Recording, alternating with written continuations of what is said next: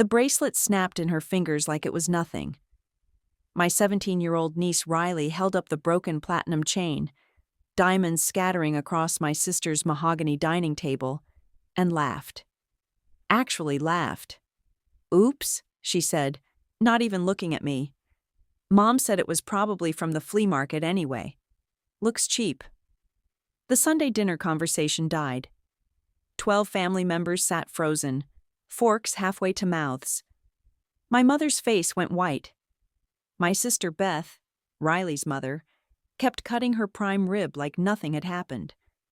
Like her daughter hadn't just destroyed a $60,000 Cartier bracelet my late husband gave me on our 10th anniversary. The one I never took off. The one with our initials engraved inside each link. "Riley," my mother started, but Beth cut her off. "Oh, don't be so dramatic, Mom. It's just a bracelet. Sarah has plenty of jewelry." Beth waved her wine glass dismissively. "Besides, Riley didn't mean to break it. You know how delicate costume jewelry can be." Costume jewelry. I looked down at the shattered platinum, at the diamonds catching the chandelier light. 2 carats total. VVS1 clarity. I'd had it appraised 6 months ago for insurance purposes. $63,000. But that wasn't what made my hands shake. It was the casualness of it. The entitled assumption that my things, my life, my grief, could be dismissed as cheaply as a flea market trinket. "You should really buy better quality stuff, Aunt Sarah," Riley said, already scrolling through her phone. "I mean, if you're going to wear jewelry to family dinners, at least make it real." I stood up slowly. Very slowly. The kind of slow that made my brother-in-law Tom finally look up from his plate. The kind of slow that made my father's eyes narrow with recognition. He knew that stillness. He'd seen it in boardrooms when someone made a very, very stupid mistake. "Beth," I said quietly, "what time is Riley's tuition payment due?" My sister blinked. "What? What does that have to do with anything?" "The conservatory. The Manhattan School of Music. What time is the final tuition payment due tomorrow?" Beth's expression shifted, just slightly. A flicker of uncertainty. 3 o'clock. "But you said you'd—" "Wait, Sarah. Don't be ridiculous. She's a teenager. She didn't know." "She's 17, I said. "She's known me her entire life. She's been in my home hundreds of times. She's seen the photos of David and me, the ones where I'm wearing this bracelet. The one he gave me before he died. The one I told her about last Christmas when she asked about it specifically." Riley's phone lowered. For the first time, she looked at me directly. "It's not that serious. It's just a bracelet. It was a $560,000 education." I picked up my purse. "Was. Past tense." The table erupted. Beth shot to her feet, face flushed. "You can't be serious. You promised. You signed papers." "I signed a promissory agreement," I corrected. "Contingent on my willingness to provide financial support. There's a clause. Paragraph 7, Section 3. Either party can terminate with cause. I'd say deliberate destruction of property and subsequent mockery constitutes cause." My father's face had gone very still. He was a contracts lawyer for 40 years. He knew exactly what I was talking about. "Sarah," he said carefully, "think about this." "I have." I looked at Riley, who'd gone pale. "The spring semester payment is $560,000. It covers the rest of this year, next year, and her senior year. Housing, tuition, private instruction, performance fees, all of it. Due tomorrow at 3 p.m. Eastern Time." "You're being insane," Beth hissed. "Over a bracelet? Over respect." I kept my voice level. Professional. The voice I used when dissolving business partnerships. "Riley has received $340,000 from me over the past 2.5 years. She's attended one of the most prestigious conservatories in the world. She's studied under internationally renowned instructors. She's lived in a Manhattan apartment that I pay for. $4,200 a month. She eats food I pay for, wears clothes I bought, uses a laptop, a professional-grade violin, sheet music, concert tickets, all provided by me. Tom had his phone out now, calculator open. His face was ashen. Sarah, come on. We can't afford. That's not my problem anymore. I pulled my own phone out. I'm calling my attorney tonight. Tomorrow morning, she'll file the termination paperwork. By noon, the conservatory will be notified that the funds won't be transferred. Riley will have until the end of the week to clear out the apartment. The lease is in my name. Riley's phone clattered to the table. You can't do this. I have a recital in 3 weeks. I have a showcase for Juilliard scouts in May. I'm supposed to. You're supposed to have humility, I said. Gratitude. Basic human decency. You have none of those things. My mother was crying now, quietly. My father hadn't moved. He was reading me, the way he'd read juries. Looking for a crack, an opening for negotiation. He wouldn't find one. Beth grabbed my arm. She's a child. She made a mistake. You're going to ruin her entire future over one stupid moment? I looked down at her hand on my sleeve, then at the broken bracelet still glittering on the table. She's 17. In 9 months, she's legally an adult. And she didn't make a mistake. A mistake is accidental. She grabbed it off my wrist. Deliberately. You saw her. Everyone saw her. She yanked it hard enough to snap a platinum clasp. That takes force. That takes intent. I didn't mean to break it, Riley whispered. Her voice had changed now. Small. Scared. I just wanted to look at it. I didn't think it would. You called it flea market garbage. You mocked it. You laughed when it broke. I stepped back from Beth's grip. And you know what the worst part is? It's not the money. I can write off $60,000. It's not even the bracelet, though that's irreplaceable. It's that you looked me in the eye and decided I wasn't worth basic respect. That my grief, my memories, my things, were all just props for your entertainment. The silence was suffocating. Someone's wine glass had tipped over, red spreading across the white tablecloth like blood. My nephew, Riley's younger brother Jake, was staring at his sister with wide eyes. He was 13, old enough to understand what was happening, old enough to learn from it. I'll pay for the bracelet, Beth said desperately. We'll get it fixed. We'll buy you a new one. Just don't do this to her. You can't afford the bracelet. You can barely afford your mortgage. It wasn't cruel. It was fact. Beth and Tom lived well beyond their means. Always had. Designer bags on credit cards. Luxury cars on 7-year loans. The kind of lifestyle that looked impressive but was built on quicksand. And you can't buy me a new one because it wasn't about the materials. It was about David. It was about 20 years of marriage. It was about the last anniversary we celebrated before the cancer diagnosis. You can't buy that at Cartier. Tom's voice cracked. Sarah, please. We'll figure something out. We'll take out loans. We'll mortgage the house. Just give us time. You've had 2.5 years of my time, my money, my generosity. I picked up the largest piece of the bracelet, the part with David's initials. DM loves SM forever. I made it very clear when I started paying for Riley's education that there were expectations. Respect, gratitude, effort. She's met the effort requirement. I'll give her that. She practices. She performs well. But respect and gratitude? She's failed spectacularly. Riley was crying now, real tears streaming down her face. Please.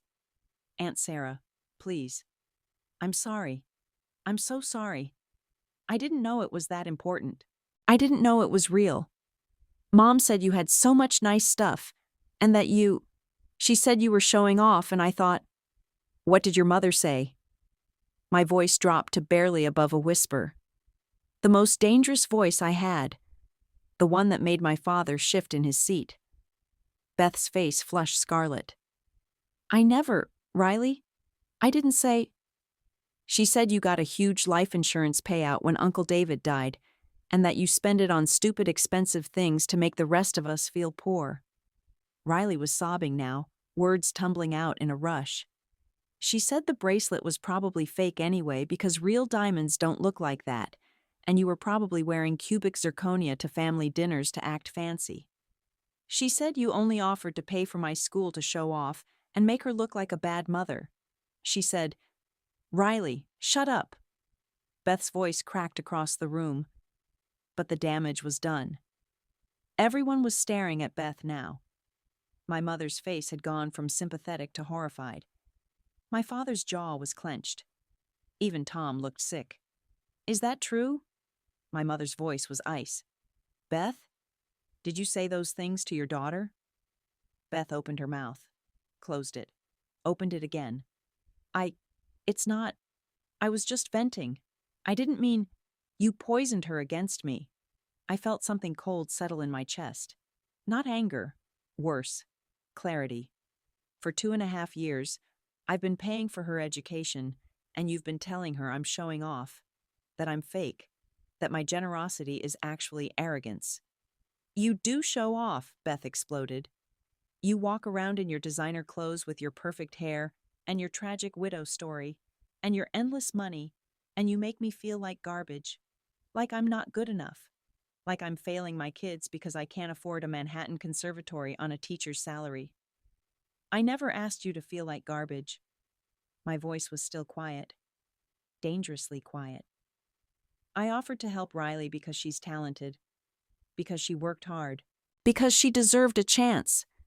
I didn't do it to hurt you." "Well, it did hurt." Beth's voice broke. Every time she came home talking about her amazing apartment and her famous teachers and her incredible opportunities, it hurt. Every time Tom and I scrambled to pay our bills while you just wrote another check, it hurt. Every time Mom and Dad talked about how generous you were being, it hurt. So you took it out on me by teaching your daughter to hate me. I picked up my coat. "Congratulations. It worked. She learned to see me exactly the way you do, as a show-off with fake jewelry and more money than sense." "Sarah, wait." My father stood. "Let's all calm down. Take the night. Sleep on it. We can figure this out tomorrow." "There's nothing to figure out." I headed for the door. "My attorney's name is Margaret Chen. She's with Morrison, Feldman, and Associates. She'll send the termination papers to your house by courier tomorrow morning.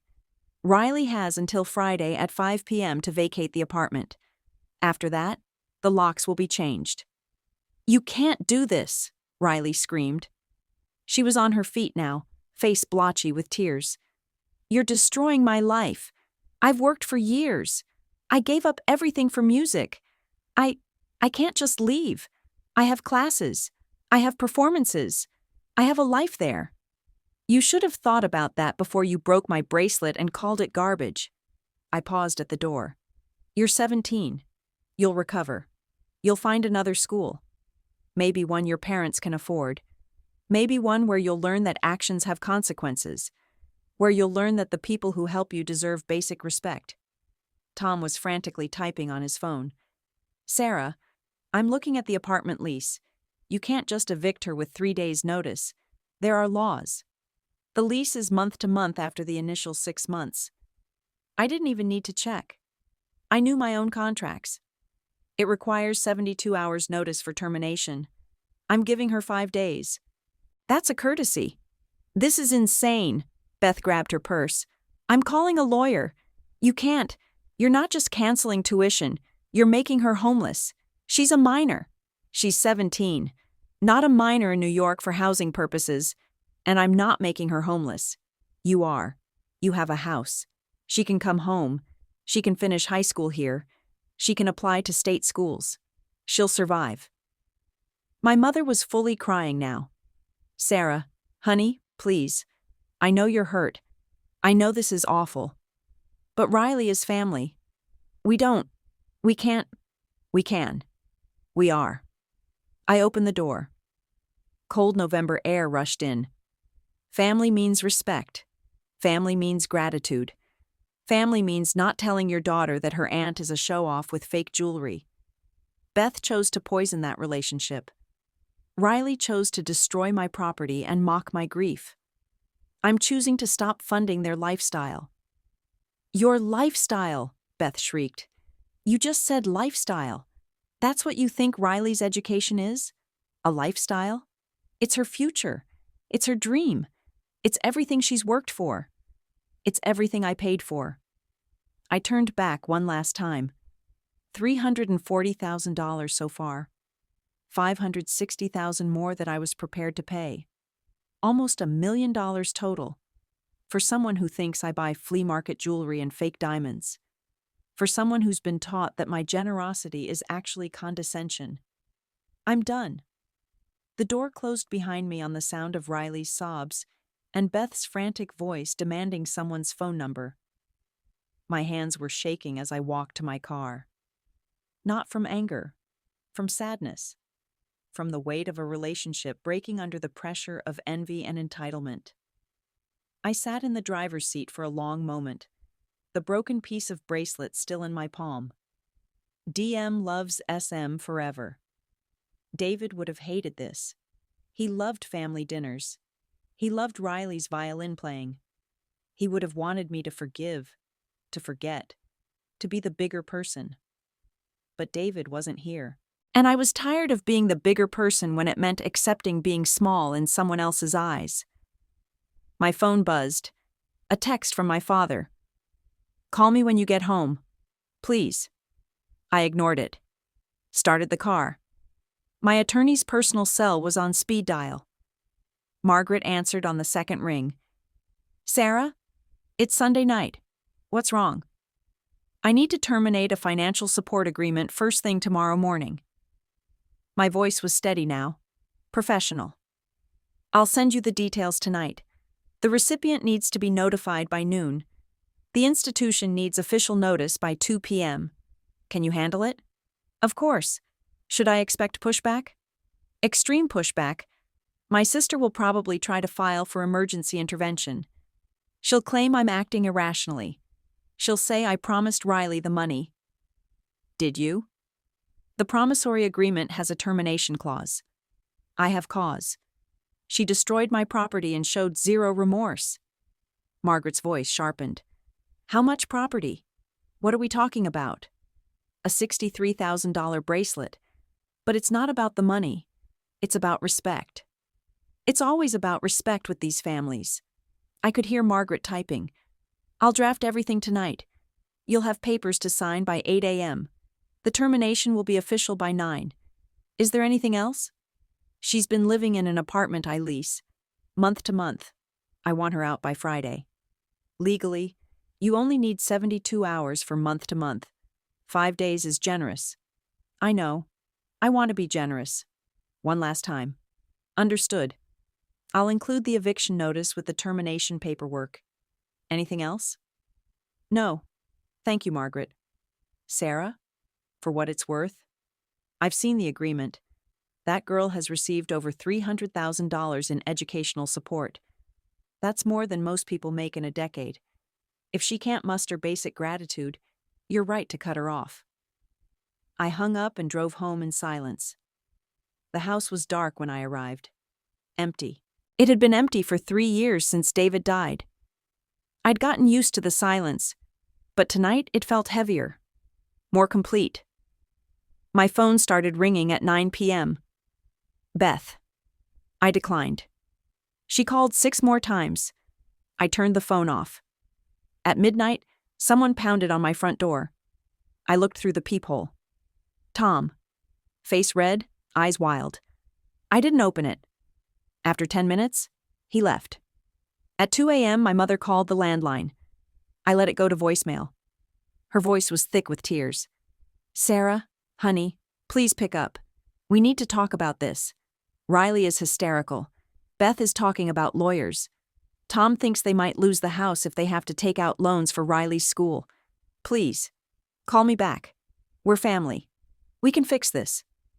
I deleted the message. By 8 a.m. Monday, I was in Margaret's office, signing papers. By 9, the termination was filed. By noon, Riley received a courier delivery at her Manhattan apartment. By 1 p.m., Beth was calling Margaret's office, screaming about lawsuits. By 2, the Manhattan School of Music received official notice that Riley's tuition payment would not be processed. By 3 p.m., Riley's life as she knew it was over. Margaret called me at 3:30. It's done. The school confirmed receipt. They'll give her until the end of the semester to make arrangements, but she'll need to be enrolled elsewhere by January. Your sister tried to file an emergency motion claiming you're acting under duress. The judge laughed her out of the room. The agreement is airtight. Thank you, Margaret. One more thing. Riley called my office.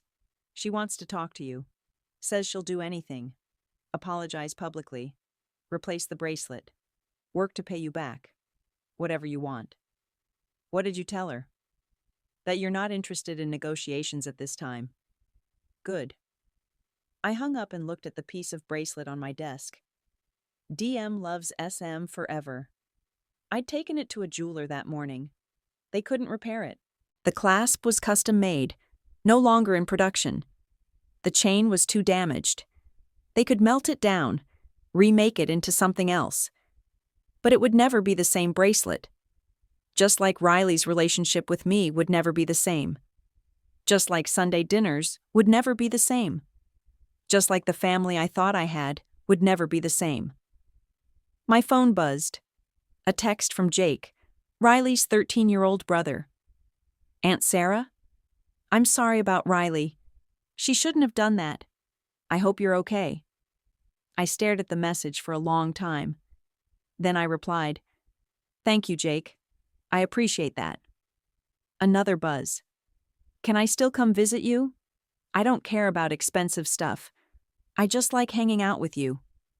Something loosened in my chest. Of course. Anytime. Beth would be furious. She'd probably forbid it. But Jake was 13, old enough to make his own choices about who he respected. Old enough to learn that actions had consequences.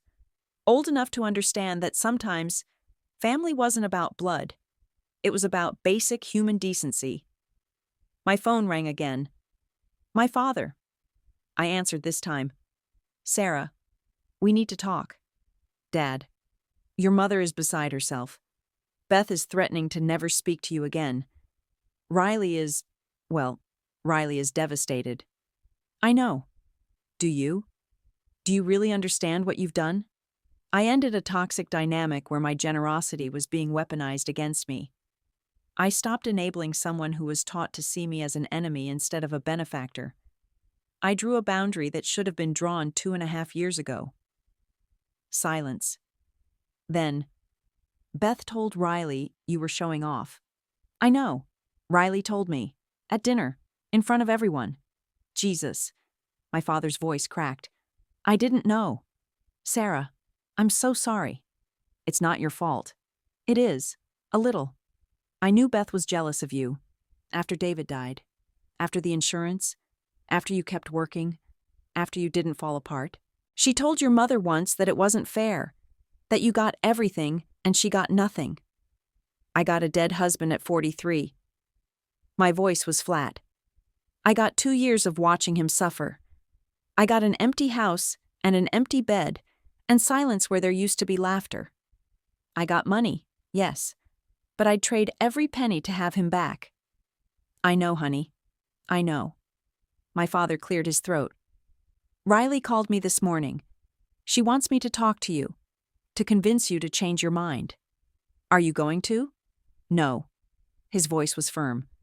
You made a commitment with clear terms. They violated those terms. You have every right to end the agreement. I taught you that. Contracts matter. Respect matters. Consequences matter. Thank you. But Sarah, your mother is right about one thing. This will break the family. Beth will never forgive you. Riley will spend the rest of her life blaming you for ruining her dreams. Christmas dinners, birthdays, weddings, grandchildren. It's all going to be different now.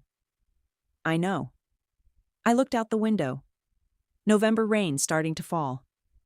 But it was already different. I just didn't want to see it. Beth has been poisoning Riley against me for years. The bracelet was just the moment it all came to light. If I'd let it go, if I'd smiled and pretended it was fine, it would have just gotten worse.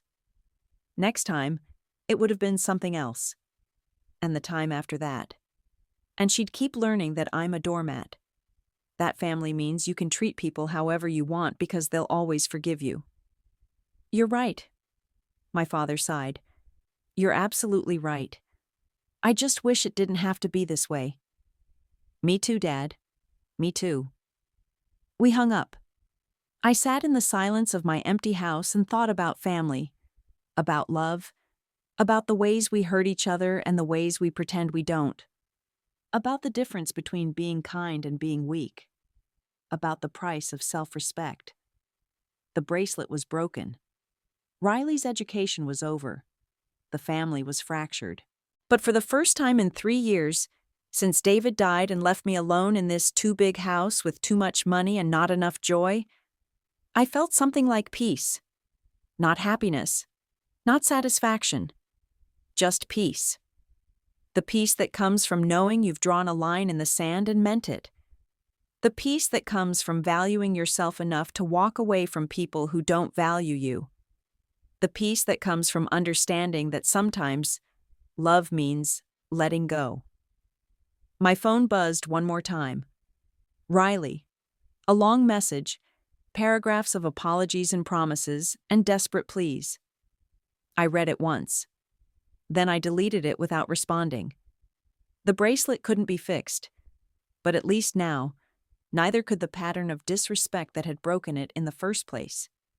At least now, Riley would learn what I'd learned the hard way, through loss and grief and empty houses and Sunday dinners gone wrong.